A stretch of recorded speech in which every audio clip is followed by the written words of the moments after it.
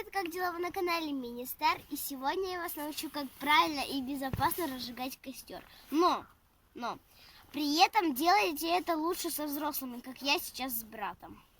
Смотрите, какой мы построили с моим братом офигенный лютый шалаш. Тут у нас и иголочки мы нарубили, и плед сюда постелили, и у нас просто кайфово. Вот такой вот наш шалаш. Сейчас я вылезу отсюда. Вот, как видите, вот такой вот наш шалаш. Мы его делали сами с братом. Да, вот так.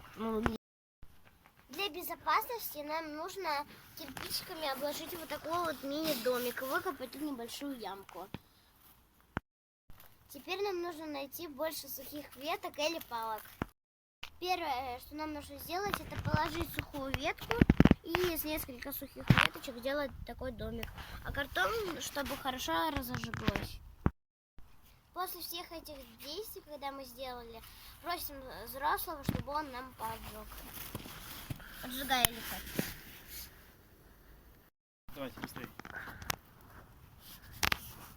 Не бойся, он не полез. Расслабься, все нормально.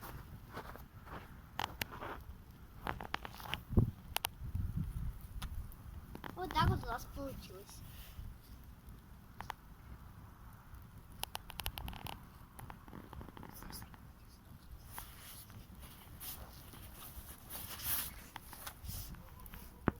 И все, на этом наш ролик подходит к концу. Ставьте лайки, подписывайтесь на канал. Всем пока, ребята!